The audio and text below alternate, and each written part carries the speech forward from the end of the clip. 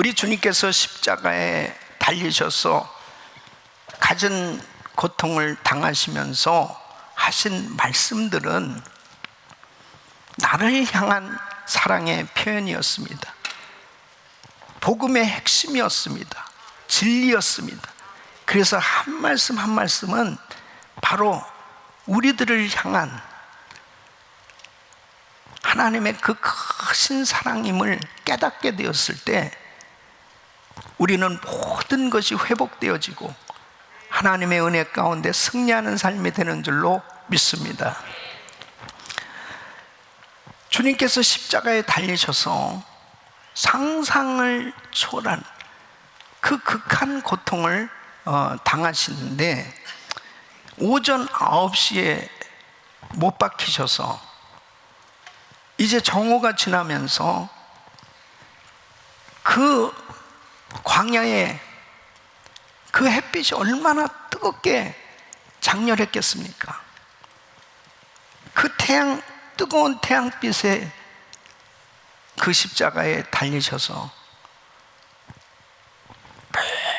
모든 피를 다 쏟으시고 계셨던 것입니다.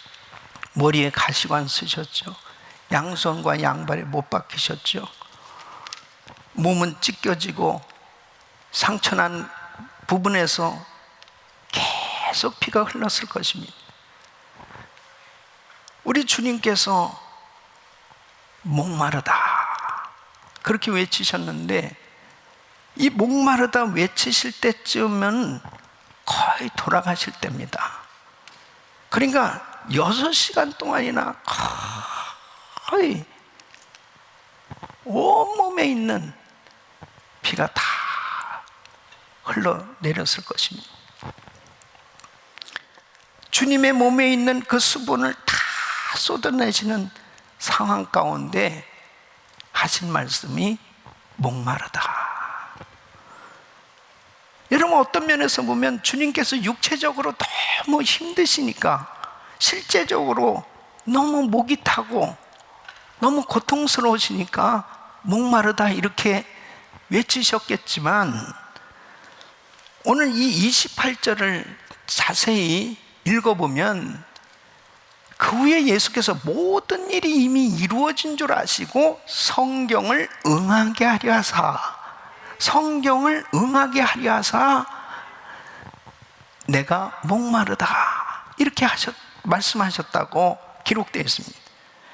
그러니까 그 십자가에서 가진 고통을 당하시는 가운데서도 모든 예언된 말씀에 초점을 맞추고 계신 주님의 모습을 볼 수 있습니다.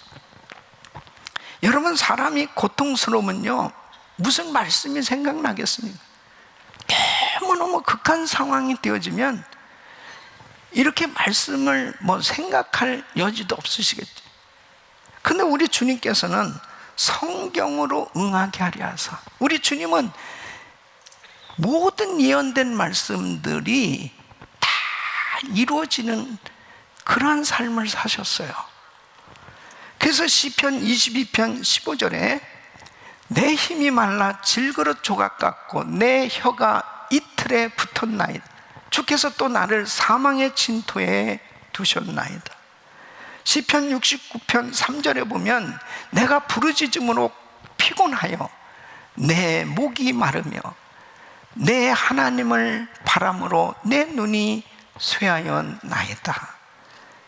이 시편 69편 21절 저희가 쓸개를 나의 식물로 주며 갈할 때에 초로 마시었사오니, 이 예언의 말씀을 이루게 하시기 위해서 목마르다 이렇게 외치신 것입니다.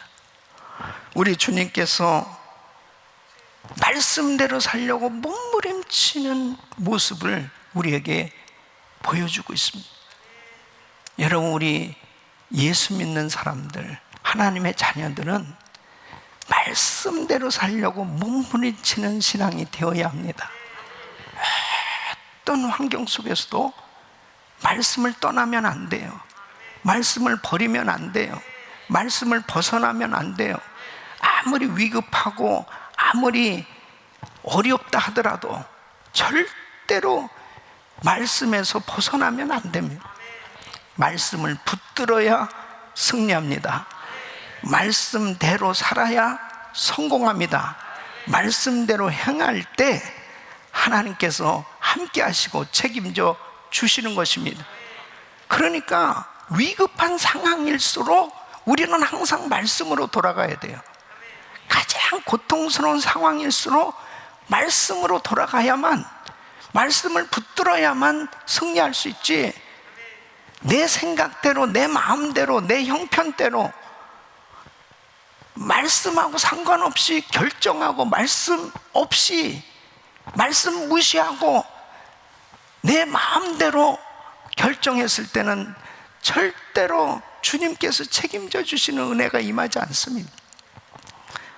우리 주님께서 내가 목마르다 이렇게 외치신 것은 하나님의 말씀을 이루게 하시기 위해서 우리 주님께서 그 가진 고통 가운데서 외치신 말씀입니다.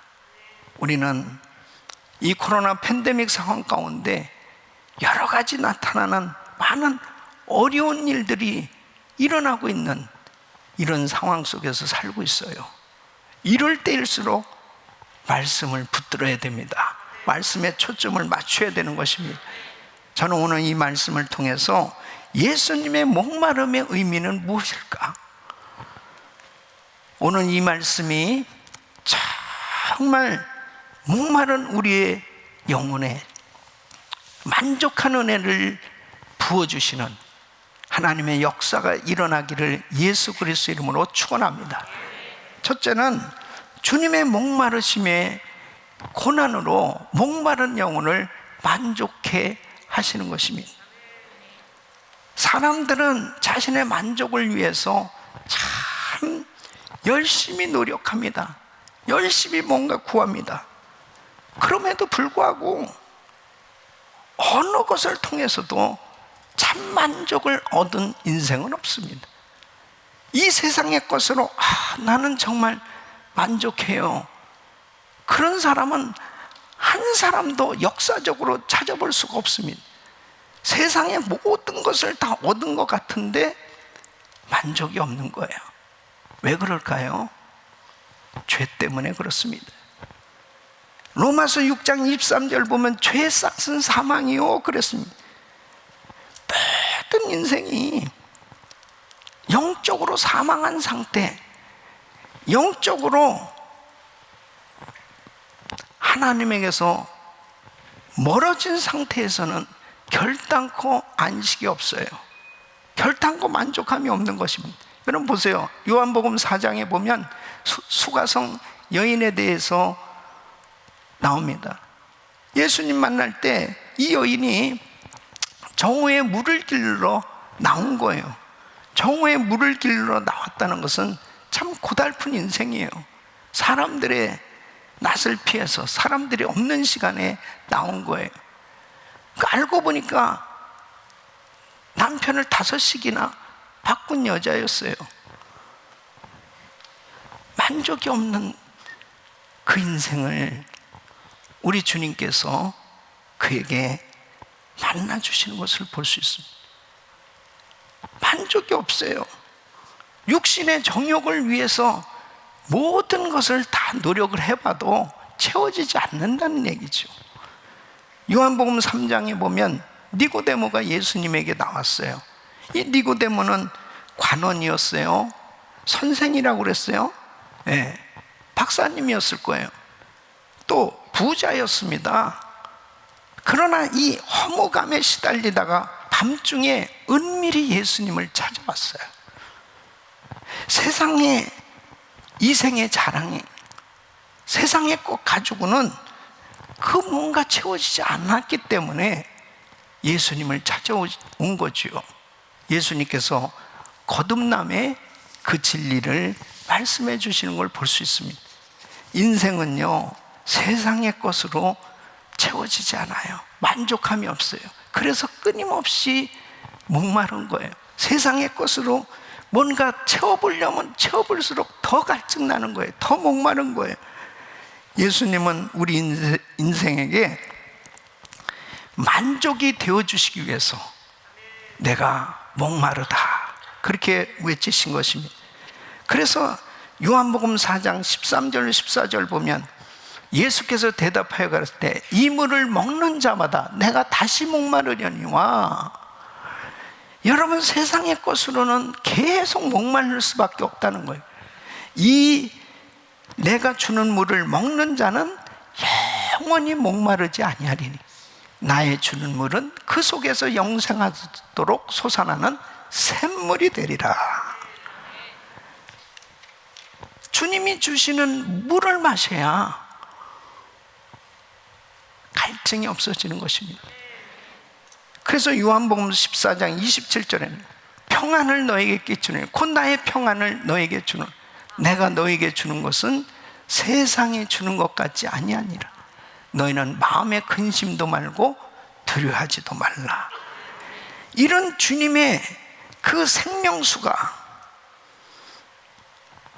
정말 인류에게 필요하기 때문에 우리 주님께서 모든 목마른 그 갈급해하는 인생들을 위해서 십자가에 달리셔서 목마르다 외치셨던 것입니다.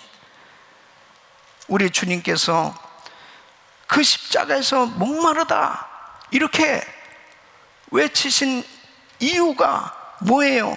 심한 목마름을 겪으신 그 이유가 뭡니까? 인생들은 자기들의 노력에 의해서는 그 갈증을 해결할 수 없다는 거예요. 그래서 대속의 고통, 대속의 고난을 통해서, 대속의 죽음을 통해서 은혜를 주시기 위해서, 진정한 그 목마름을 해결해 주시기 위해서 우리 주님께서 목마름을 친히 경험하시고 내가 목마르다 그렇게 외치신 줄로 믿습니다.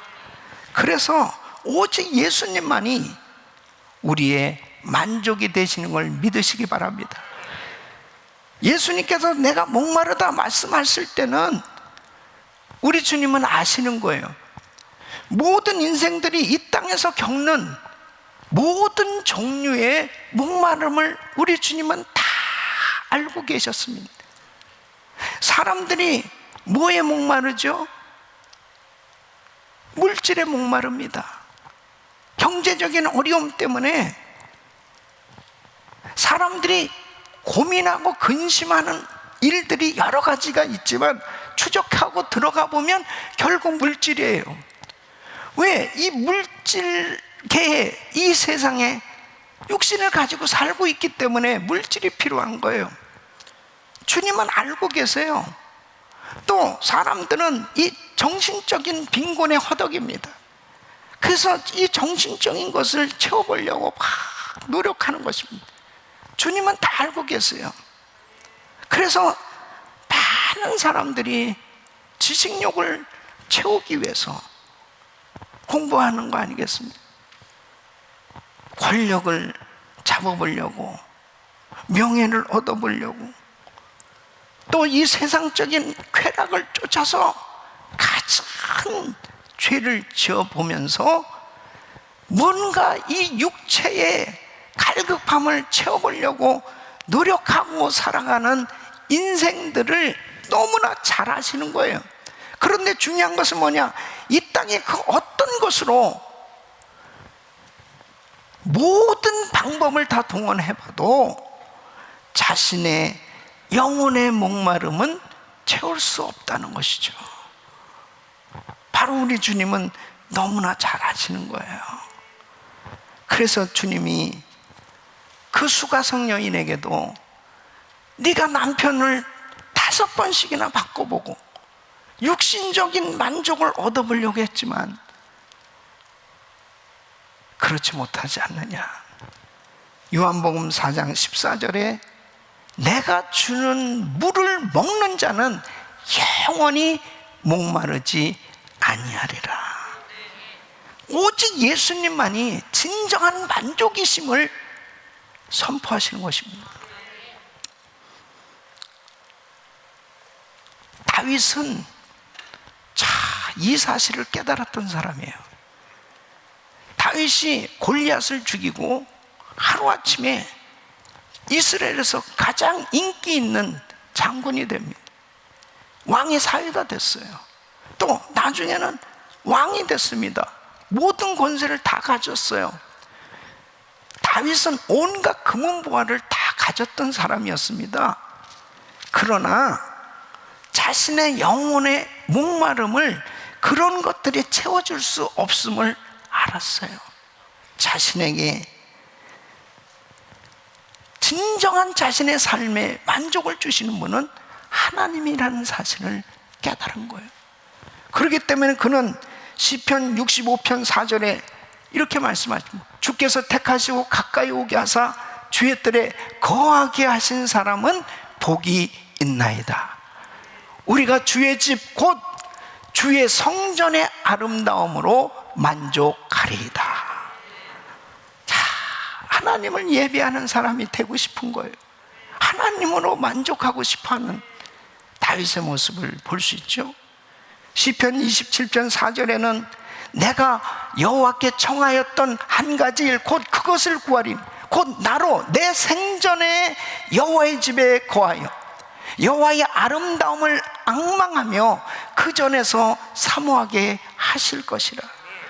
다윗은 정말 참된 예배자였습니다.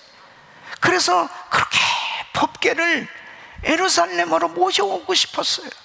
그 법궤는 주님의 임재를 상징하잖아요. 그래서 결국 그 몇 번 실패를 하고 이제 법궤가 예루살렘에 도착하게 될 때 왕이지만은 얼마나 기뻤으면은 허벅지가 보일 정도로 그렇게 춤을 추면서 기뻐하는 다윗의 모습을 보십시오. 왕이기 때문에 세상적인 걸 가졌기 때문에 만족하지 않다는 걸 다윗은 알아요. 하나님으로 만족하겠습니다. 이 비밀을 깨달은 사람이 축복이라니까요. 예수님만이 우리의 진정한 만족이 되시는 것을 믿으셔야 돼요. 이 사실을 깨닫게 되어지면 주님의 임재를 경험하면서 그 행복을 누릴 수가 있는 것입니다. 육신적으로는 너무 힘들고 어려운 그런 삶에 문제들이 많이 있죠. 여러분, 세상 것으로 만족하지 못하다면요, 늘 세상 것으로는 채워질 수 없는 거예요. 그렇다면 예수님으로 만족하면 모든 것이 다 해결되는 거예요. 그러나 이 솔로몬 참 안타깝죠. 하나님으로 만족하지 못하고 세상 것으로 만족해 보려고 노력했던 사람이었습니다. 성전도 지었고 나름대로 하나님도 섬겨봤지만 세상 것도 즐겨보겠다는 거예요. 그래서 전도서 2장 3절로 8절에 보면 내 마음이 긍고하기를 내가 어떻게 하여야 내 마음의 지혜로 다스림을 받으면서 술로 내 육신을 즐겁게 할까? 또 어떻게 하여야 어리석음을 취하여서 천하 인생에 종신토록 생활함에 어떤 것이 쾌락인지 알까 해요. 나의 사업을 크게 하였노라. 내가 나를 위하여 집들을 지으며 포도원을 심으며 여러 동산과 과원을 만들고 그 가운데 각종 과목을 심었으며 수목을 기르는 산림에 물 주기 위하여 못을 팠으며 노비는 사기도 하였고 집에서 나게도 하였으며 나보다 먼저 예루살렘에 있던 모든 자보다도 소와 양떼의 소유를 많게 하였으며 은금과 왕들의 보배와 여러 도의 보배를 쌓고 또 노래하는 남녀와 인생들의 기뻐하는 처와 첩들을 많이 두었노라. 진짜 세상의 것으로 그냥 온통 즐길 수 있는 거, 온통 갖고 싶은 것을 다 가져봤어요. 솔로몬이 세상에 누릴 수 있는 거 다 누려보고 가지고 싶은 거 다 가졌는데 세상 것으로 채워질 수 없다는 것을 깨달았다니까요. 전도서 2장 10절로 11절에 이렇게 고백합니다. 무엇이든지 내 마음이 즐거워하는 것을 내가 막지 아니하였으니, 그러니까 하고 싶은데 다 했다는 거예요. 이는 나의 모든 수고를 내 마음이 기뻐하였습니다. 이것이 나의 모든 수고로 말미암아 얻은 분복이로다. 그 후에 본즉 내 손으로 한 모든 일과 수고한 모든 수고가 다 헛되어 바람을 잡으려는 것이며 해 아래서 무익한 것이로다. 결국 헛되고 헛되니 헛되고 헛되다는 것을 깨닫게 됐다는 거예요. 솔로몬이 나중에 결국 깨달은 것은 하나님만이 진정한 만족이라는 사실을 알게 됩니다. 그래서 전도서 12장 1절에 이렇게 고백하는 거예요. 이렇게 권면하는 거예요. 너는 청년의 때 곧 곤고한 날이 이르기 전, 나는 아무 낙이 없다고 할 해가 가깝기 전에 너의 창조자를 기억하라. 청년의 때 젊어서 일찍 하나님만이 진정한 나의 만족이라고 하는 것을 깨닫고 하나님을 경외하며 사는 것이, 이것이 지혜다 하는 것이요. 그래서 전도서 12장 13절에 이렇게 말씀합니다. 일의 결국을 다 들었습니다. 하나님을 경외하고 그 명령을 지킬지어다. 이것이 사람의 본분이니라. 세상 것으로 채워보려고 인생의 목마름을 세상의 것으로 만족해 보려고 얼마나 많은 사람들이 노력하고 살고 있습니다. 솔로몬이 이렇게 자기가 살아온 모든 것들을 간증하면서 깨달은 것은 하나님을 일찍부터 찾고 일찍부터 하나님으로 만족하며 사는 삶이 가장 복된 인생임을 이렇게 말씀해 주고 있는 것을 깨달을 수 있다면, 저와 우리 성도님들은 예수로 만족하는 삶이 되어진 것이 가장 큰 은혜요, 가장 큰 축복임을 믿으시기 바랍니다. 이것을 깨달으는, 우리 주님께서 내가 목마르다 외치신 것은 내게 와야 진정한 만족이 있음을 말씀하고 있는 거예요. 그래서 우리 주님께서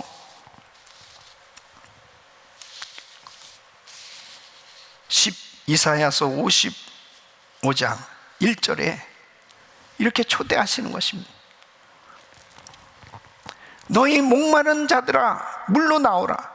돈 없는 자도 오라.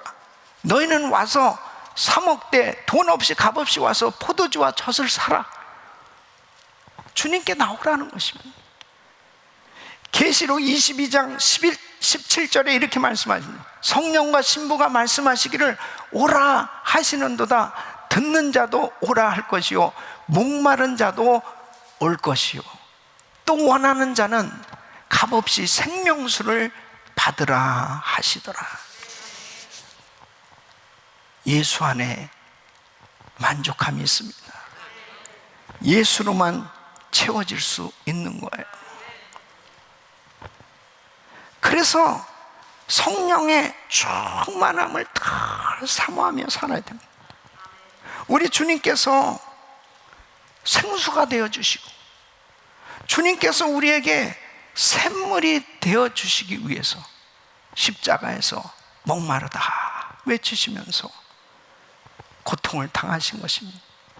그래서 요한복음 4장 14절에 나의 주는 물은 그 속에서 영생하도록 솟아나는 샘물이 되리라. 영생하도록 솟아나는 샘물이 되리라. 그래서 요한복음 7장 37절로 39절에 보면 누구든지 목마르거든 내게로 와서 마시라. 나를 믿는 자는 성경의 이름과 같이 그 배에서 생수의 강이 흘러나리라. 이 생수, 그를 믿는 자의 받을 성령을 가리켜 말씀하신 거다. 성령 충만 받아야 그 배에서 생수의 강이 흘러넘치는, 생명수의 은혜가 흘러넘치는 진정한 영혼의 만족함이 있는 그런 은혜의 삶이 되는 줄로 믿습니다. 성령 받아야 되는 것입니다. 성령 충만 받아야 되는 것입니다. 그래서 사도 바울은 에베소서 5장 18절에 이렇게 말씀하시면, 술 취하지 말라 이는 방탕한 것이니, 술 취하지 말라 이는 방탕한 것이니, 이 말씀은 세상 것으로 만족을 해보려고 온갖 것으로 채워보려고 노력하지만 그러지 말고 오직 성령의 충만을 받으라는 거예요.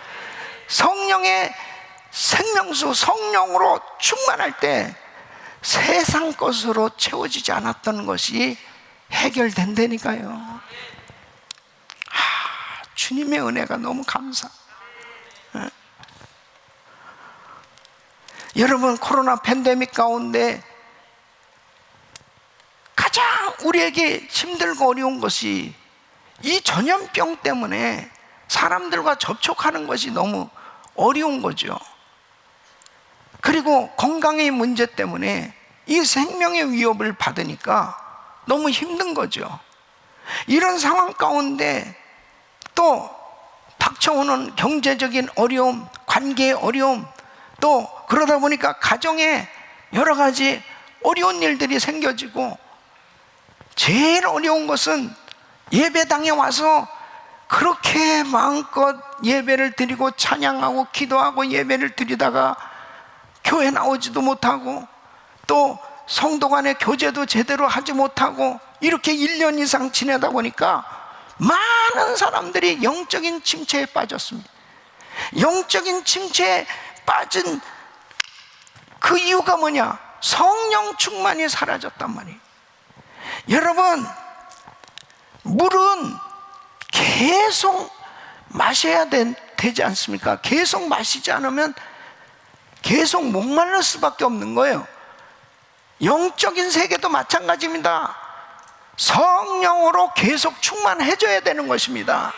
내가 성령으로 거듭나서 하나님의 자녀로 믿음 생활하고 살고 있지만은 성령 충만하지 않으면, 성령으로 계속 채워지지 않으면 금방 세상 사람같이 돼버린다니까요. 구원은 받았지만은 하나님 자녀 같은 모습이 나타나지가 않아요.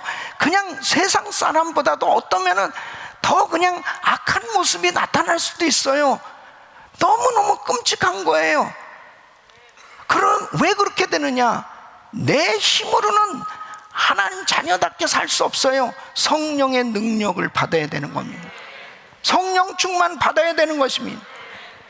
그래서 사도 바울은 이 사실을 깨달았어요. 성령의 충만을 받으라, 계속 받으라는 말씀이요. 또 데살로니가전서 5장 17절 보면 쉬지 말고 기도하라는 거예요. 쉬지 말고 기도해야만 성령 충만이 유지될 수 있는 거예요. 왜 그렇습니까? 금방 메마름과 영적 고갈이 있기 때문입니다.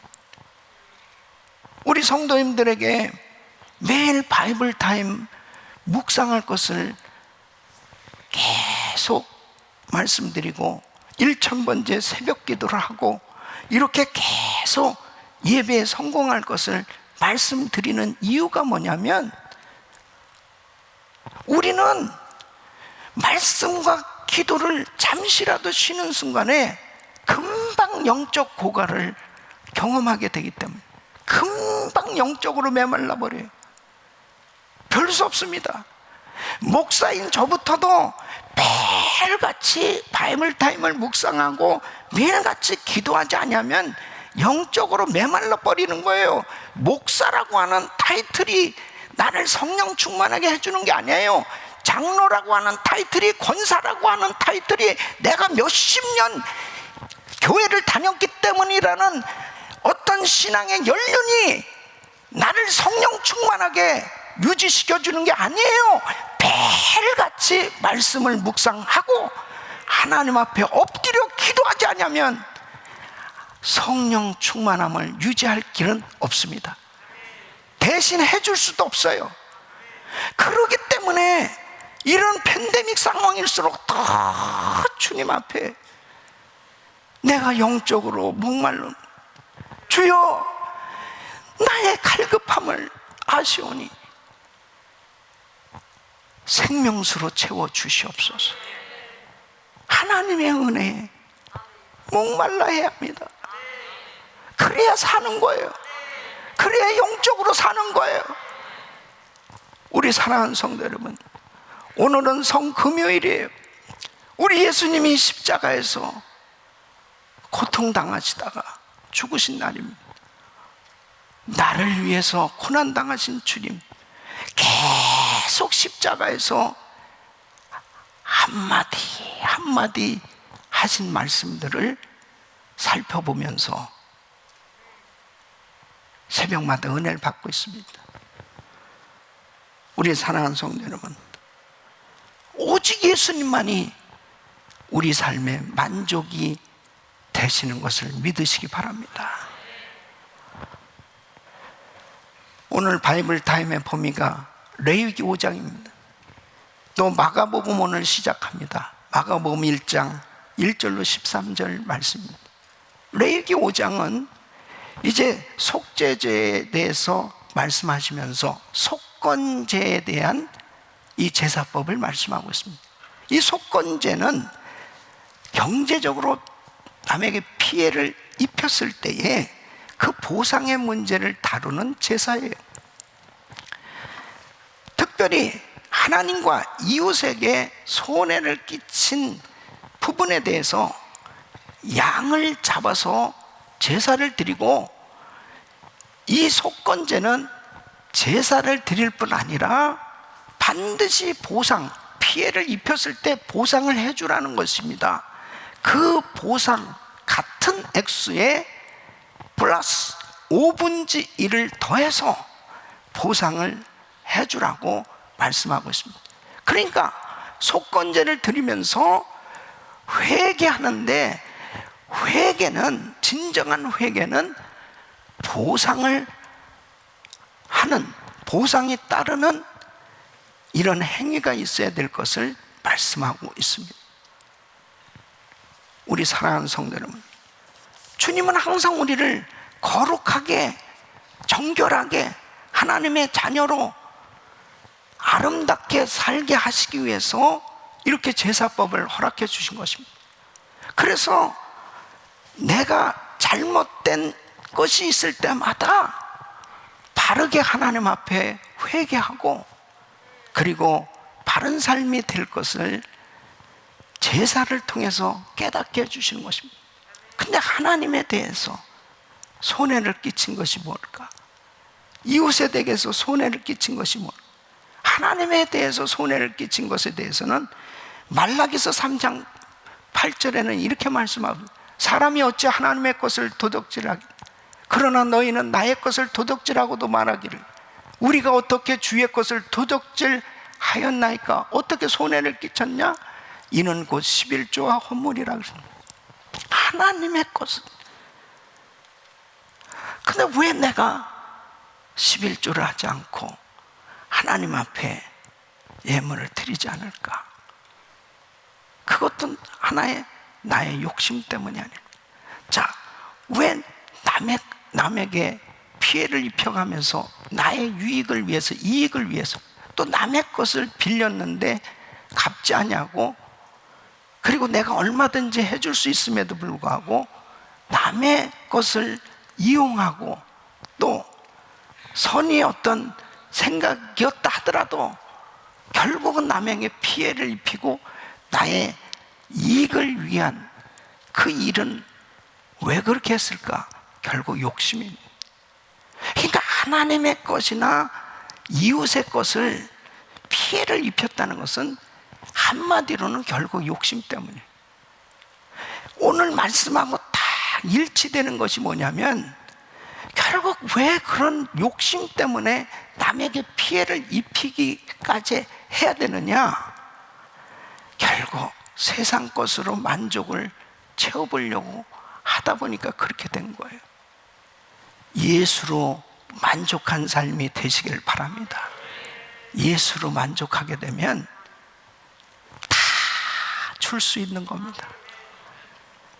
주님, 이것도 다 주님이 주신 것입니다.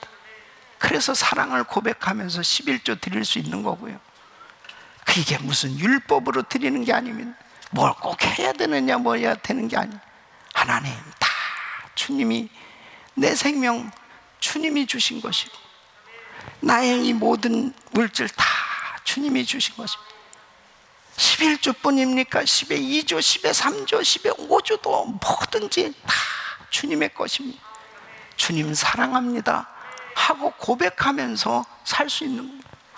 남에게 내가 혹시라도 잘못한 것은, 그래요, 내가 더 드리죠, 더 드리겠습니다. 우리가 아무 모르는 사람에게도 가서 전도도 하고 선교지에 가서 내 모든 것까지 다 퍼주어 가면서 빚까지 내가면서 선교지까지도 가는데, 왜 남에게 피해를 입힌 것에 대해서, 왜 남의 마음을 아프게 하면서까지 나의 유익을 위해서 살아야 될 이유가 뭐겠어요? 다 줄 수 있는 거죠. 속건제가 바로 그런 내용입니다. 마가복음 1장 1절로 13절은 이 마가복음 사복음서 중에서 가장 먼저 쓰여진 책이에요. 이 마가복음은 특별히 예수님에 대해서 섬기는 종으로 그렇게 나타나고 있습니다. 그래서 이 마가복음은 특별히 예수님의 죽으심과 부활에 상당한 비중을 주면서 이 복음의 핵심을 굉장히 중요하게 선포하고 있습니다. 예수님의 행적과 능력에 아주 강조하신 그런 내용들로 되어 있습니다. 그러니까 다이나믹하게 굉장한 그 주님께서 행하신 역사들을 그냥 체험할 수 있도록 그렇게 기록되어 있습니다. 그래서 1장에서부터 벌써 1장 1절이 하나님의 아들 예수 그리스도 복음의 시작이다. 그러면 예수님께서 세례요한에게 세례를 받으시고, 그리고 40일 금식 기도하시는 그 내용으로 시작을 하고 있습니다. 우리 사랑하는 성도 여러분, 복음을 확실히 경험할 수 있기를 바랍니다. 복음이 구원을 주시는 능력입니다. 오늘 성금요일을 맞이해서 다시 한번 우리 주님을 깊이 묵상하시는데, 고난당하심을 묵상하시면서 나를 향하신 그 주님의 사랑, 그 주님의 은혜를 깊이 경험하시면서 주님과의 관계가 다 회복되고, 이웃과의 관계도 다 회복되고, 그리고 여러분 마음에 말할 수 없는 주의 평강이 임하기를 예수 그리스도 이름으로 축원합니다.